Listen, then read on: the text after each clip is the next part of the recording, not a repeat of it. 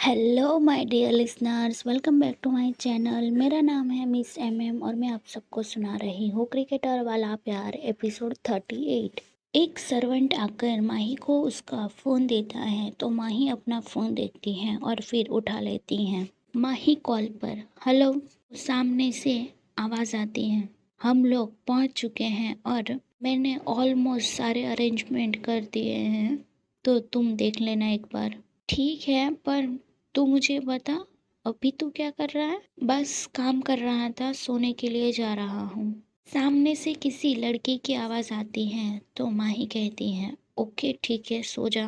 Bye बोलकर माही call काट देती है। माही फोन काटती है, उसके बाद तुरंत ही अंजलि पूछती है कि कौन खड़ूस था। माही थोड़ा मुंह बिगाड़ कर कहती है और कौन हो सकता है।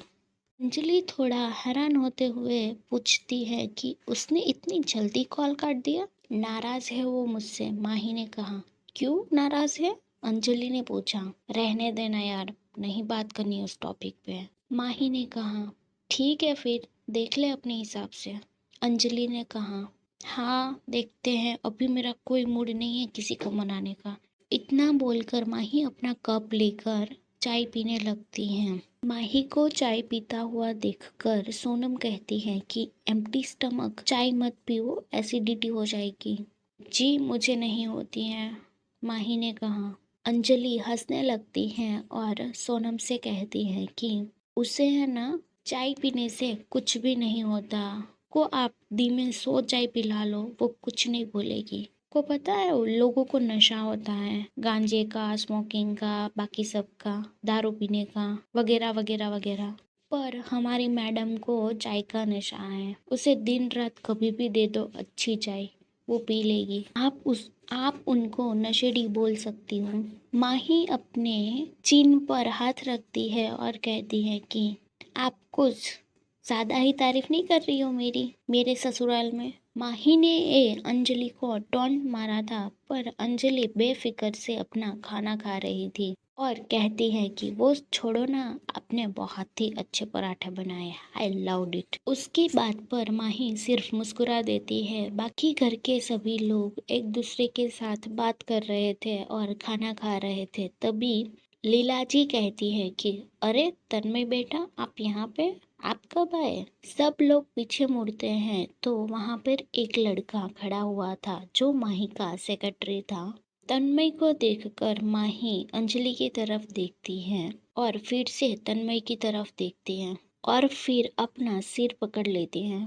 तन्मय को देखकर घर के बाकी सब लोग तो खुश थे, पर माही का रिएक्शन देखकर रुद्र को थोड़ा अजीब लगता है और उसके मन में यही सवाल आता है कि माही तन्मय को भी पहचानती है क्या।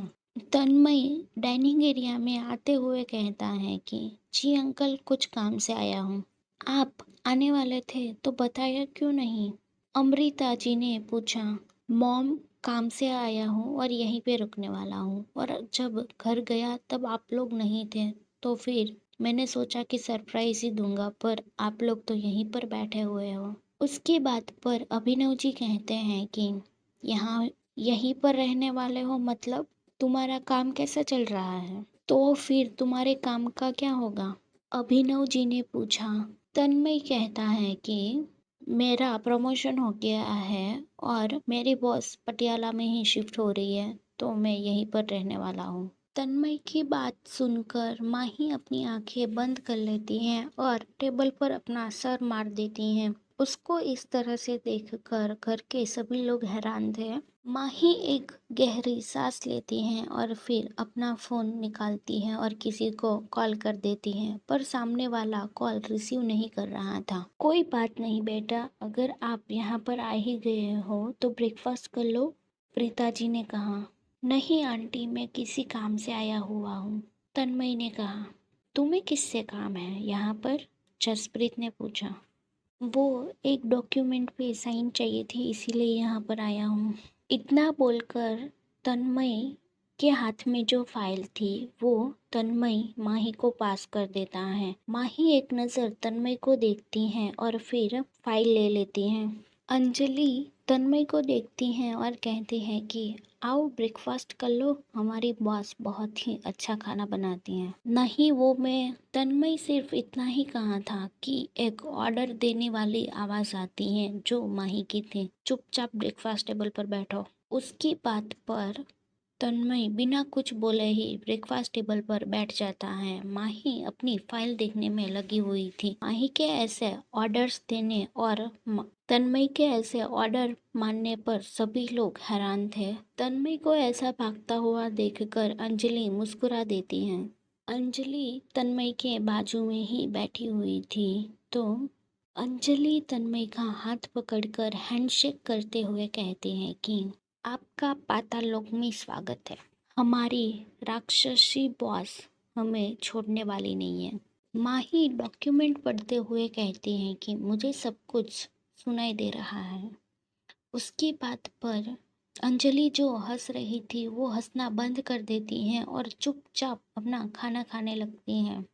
माही सीरियसली डॉक्यूमेंट चेक करती हैं और फिर अपने हाथों से कुछ मांगती है तो तन्मय उसके हाथों में पेन रख देता है।